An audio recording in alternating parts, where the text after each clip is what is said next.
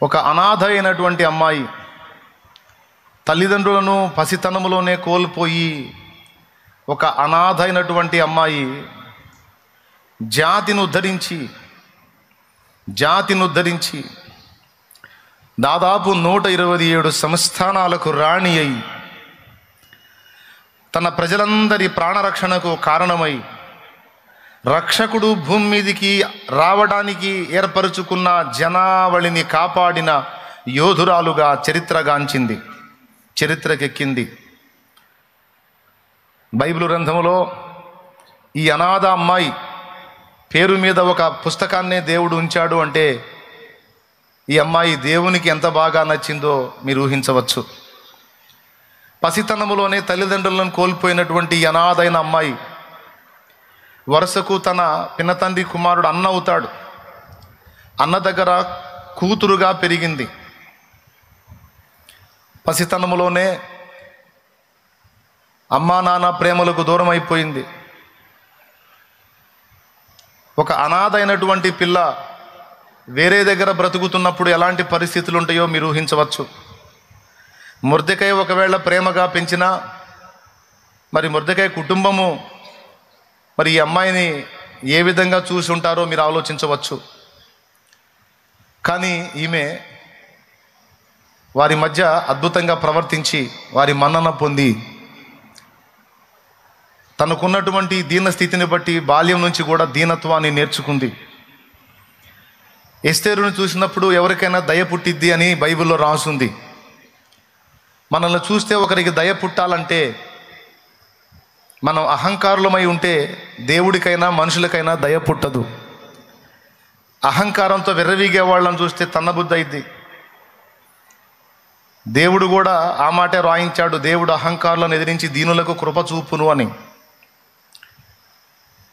ఒకరిని మనం దయ చూపాలి, ఒకరి ఎడల కృప చూపాలంటే వారు దీనులై ఉండాలి. ఎస్తేరు గ్రంథంలో అనేక చోట్ల అనేక సార్లు రాయబడిన మాట ఏమిటంటే ఆమె దీనురాలు, ఆమె ముఖం చూస్తే ఎవరికైనా దయ పుట్టిద్ది అని రాస్తుంది. అంటే దయ పుట్టే విధంగా ఆమె నడుచుకుంటుంది. ఆమె దీన మనస్సు కలిగి ప్రవర్తిస్తుంది కనుక ఆమె పెరిగిన ఇంట ఆమె అడుగుపెట్టిన చోటెల్లా కూడా ఆమె కనిపించినప్పుడు అవతల వారికి ఆమె మీద దయ పుట్టిద్ది. అంటే ఎదుటి వాళ్ళ దృష్టిలో ఆమె దీనురాలుగా నడుచుకోవటం అనేది బాల్యం నుండే అలవర్చుకుంది. అలాంటి దీన మనసు తనకు రావడానికి తనకు ఏర్పడిన కష్టాలే కారణం కావచ్చు. కొన్నిసార్లు మన జీవితంలో ఎదుర్కొనేటువంటి కొన్ని విధములైన కఠిన శ్రమలను గురించి మనం చాలా కలత చెందుతాం. దేవా, లోకములో అందరికీ లేని పరిస్థితి నాకెందుకు ఇచ్చావు? అందరూ తమ తమ తల్లిదండ్రుల్ని కలిగి ఉన్నారు, నేను ఎందుకునైనా తండ్రి లేని దాన్ని అయ్యాను, తల్లి లేని దాన్ని అయ్యాను, తల్లిదండ్రి ఇద్దరు లేని దాన్ని అయ్యాను. నేను ఎందుకయ్యా ఇలాంటి భర్తను కలిగి ఉన్నాను, ఇలాంటి భార్యను కలిగి ఉన్నాను, ఇలాంటి పిల్లల్ని కలిగి ఉన్నాను, ఇలాంటి తల్లిదండ్రులను కలిగి ఉన్నాను. కొంతమంది కొన్ని కారణాలను బట్టి దుఃఖపడతారు. దేవుడు మన జీవితంలో అనుమతించేటువంటి కొన్ని కఠినమైన శ్రమలు అవి ఏ రూపంలోనన్నా రాని, అవి మనల్ని దీనులుగా చేయడానికి, మనలో ఉన్న అహంకారాన్ని విరగొట్టి మనల్ని దీన మనస్కులుగా చేయడానికి దేవుడు మన జీవితంలోకి అనుమతిస్తాడు. స్వతహాగానే జన్మత మూఢ స్వభావంతో పుట్టిన బతుకులు మనై. బాలుని హృదయంలో మూఢత్వం స్వాభావికంగా పుట్టును, శిక్షాదండము దాన్ని తోలివేయుదని సామెతల గ్రంథంలో ఉంది. మన పుటకే మూఢత్వంతో పుట్టిన పుటక, వాడికి తెలియదు, ఒకటి చెబితే వినడం, అంతా పెడద్రం నడమంత్రం అన్నట్టు. అలాంటి పుటక పుట్టాం, అలాంటి బతుకు.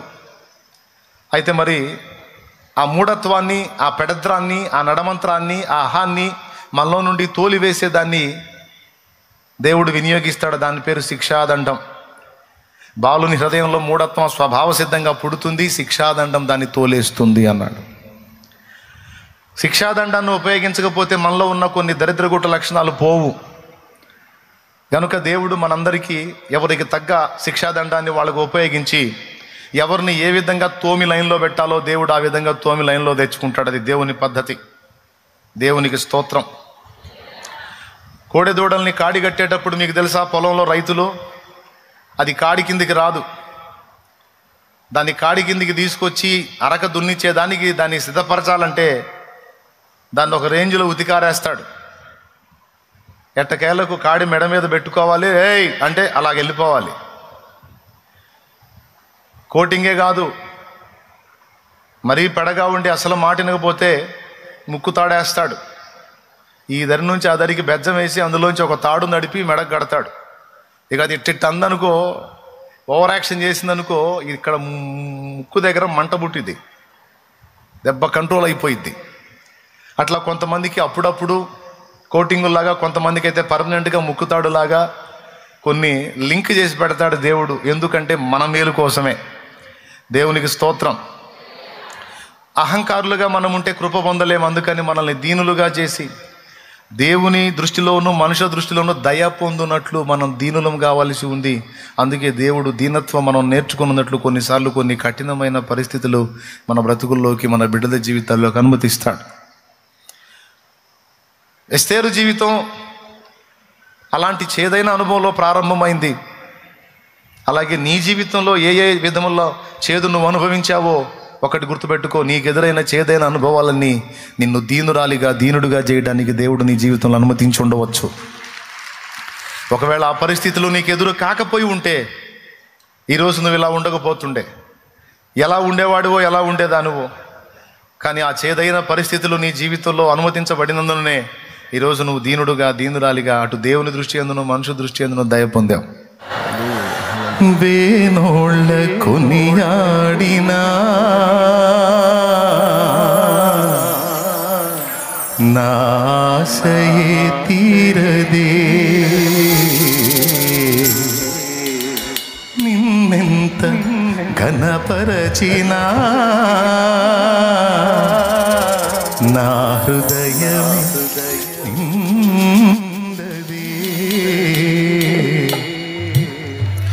వేనోళ్ళ కొనియాడినా నా ఆశయే తీరదే, నిన్నెంత ఘనపరచినా నా హృదయమే పిండదే.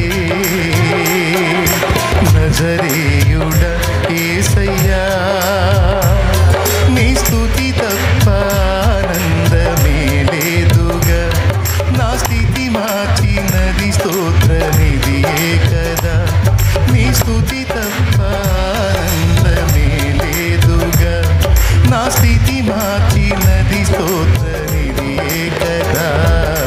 వేనోళ్ళ కొనియాడినా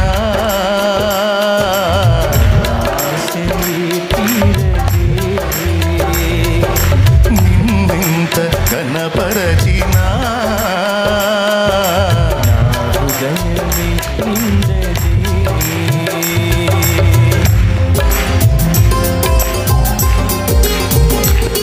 మనసారా చప్పట్లు కూడా ఎన్నిక లేని మనలను ఎన్నుకొని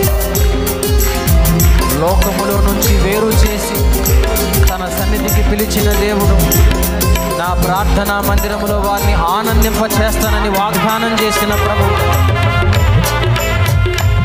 స్తోత్రం.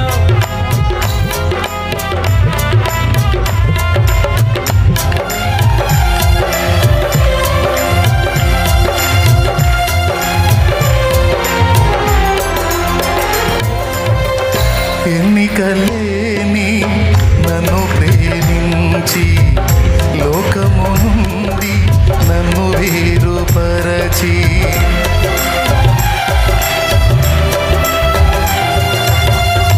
ఎన్నికలేని నన్ను ప్రేమించి లోకము నుండి నన్ను వేరుపరచి నీ సన్నిధిలో నీ కౌగిలిలో నీ సన్నిధిలో నీ కౌగిలిలో నిత్యము నిలువగా పిలిచావు.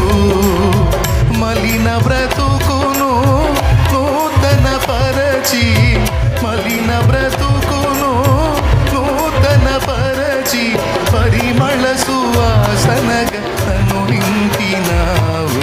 హల్లెలూయా యేసయ్యా, పెనవేశావు నీ ప్రేమతో నన్నిల, మది గెలిచావు లోకాన్ని మరిచిందల, పెనవేశావు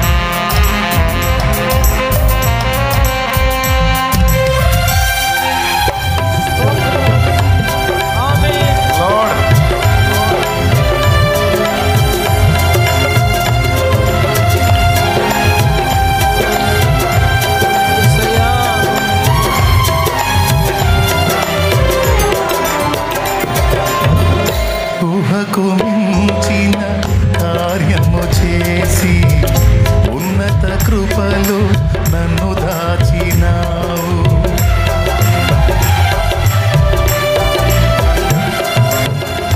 ఊహకు పాడాలి.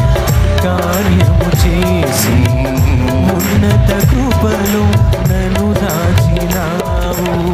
గమ్యమే తెలియని ఈ పయనములు, గమ్యమే తెలియని పయనములు నా గురి నీవై నిలిచావు.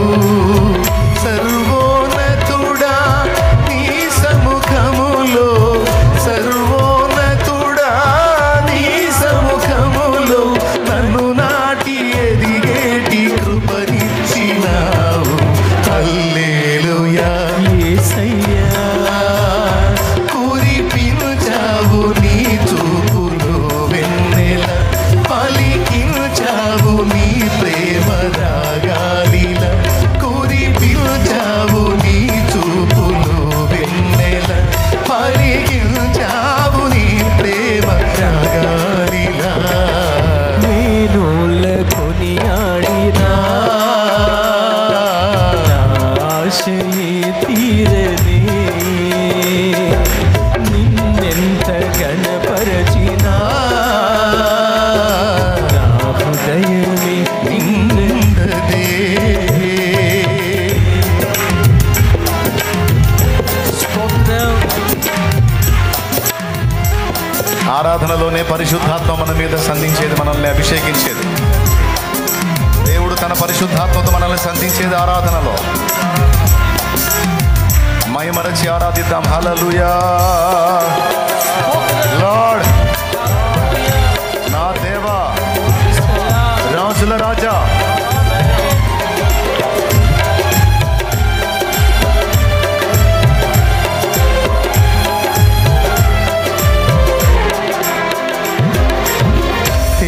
తేజోవాసుల స్వాస్థ్యములోన నన్ను చేర్చగా కోరిక కలిగి.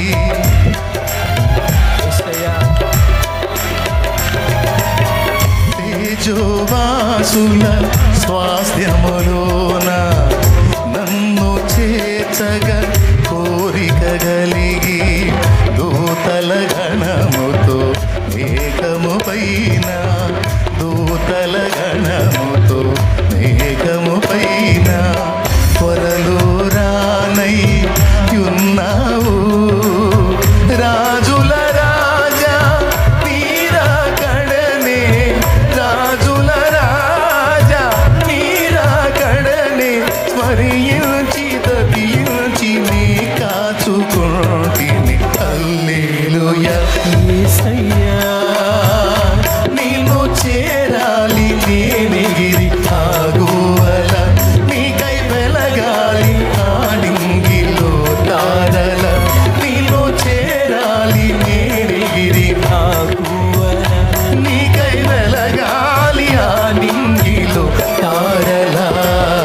వేణోళ్ళ కొనియాడినా ఆశయే తీరనే,